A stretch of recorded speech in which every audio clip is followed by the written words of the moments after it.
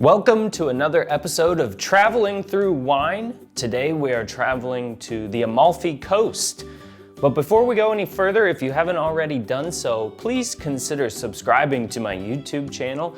And if at the end of this video you enjoyed the video, please give me a thumbs up and let me know in the comments. Now with that out of the way, let's get to the Traveling Through Wine. The Amalfi Coast is a very popular holiday destination in Italy, made famous for its villages right on the side of the mountains. You got the cliffs, you got the sea. It's gorgeous. Costa d'Amalfi is a wine production region in the Campania region of Italy, and the wine I have today is from the Tramonti subzone of that region. It's up the mountains away, it's away from the coast, it's in between the mountains and the sea, which makes for a good growing region. And the winery that I went to was the Basileo Winery. It's actually more than a winery, it's also an agriturismo. You can eat there, you can stay there, you can camp there. It's a whole experience and it was absolutely fantastic. And the wine production in this area is very unique. So they're using what's called a pergola style. So the vines grow up this wooden trellis. So they're actually over top of you. They're above you, and the mountain area is very steep on the mountain. So they're using terraces on the mountain as well. Here at Basileo, they're using as many natural practices as possible. So for example, the growing of the flowers underneath, in between the vines, it's kind of like a natural pesticide, which is pretty cool. The bugs, they're attracted to the flowers versus going to the vines. So it's a natural pesticide that the bugs stay away.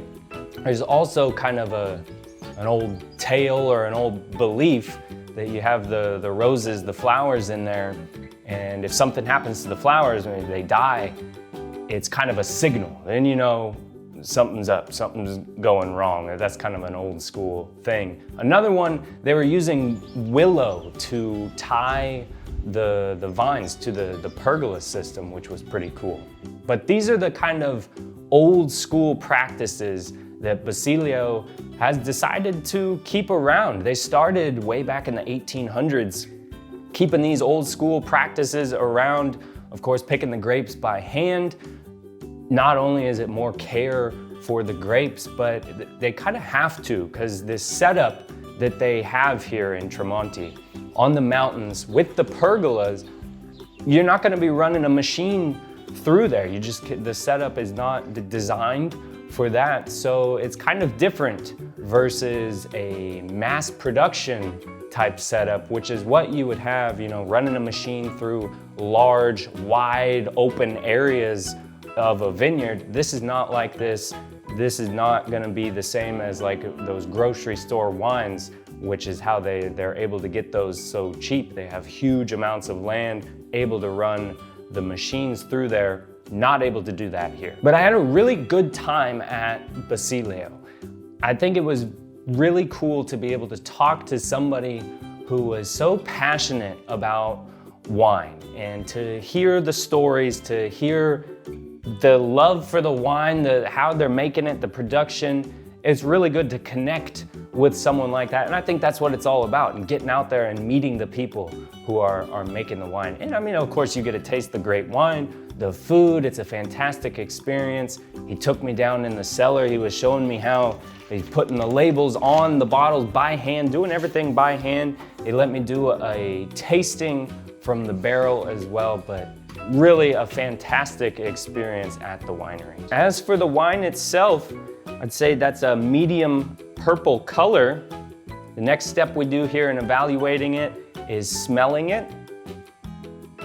Smells like black fruit, maybe some earthy mineral type notes. Let's give it a taste.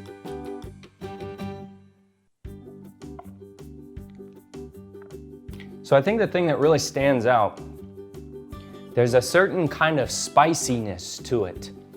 It's kind of peppery, maybe kind of woody. And wines, they do get that. If they've been aged in oak, you'll get that kind of flavor. But I think this one's a little bit different in that it's actually coming from the characteristic of the grape, the Tintore grape. There's a kind of a spicy, woody flavor to it, which is pretty interesting. Of course, there's those other kind of black fruit flavors as well. Plum, you're getting, but then also the mineral, kind of gravelly type flavors. It's really nice. So I hope you enjoyed today's video, traveling through wine. We got to go to the Amalfi Coast, through the wine, learning the stories, learning the history, the system, the setup, how these people are making the wine. Every different wine, it's all different. And I hope that you guys would do the same thing. You know, get a bottle of wine, learn the story, learn who's making it, learn about it. It transports you to another place. And if you did enjoy the video, please give me a thumbs up. Let me know in the comments. But for now, cheers.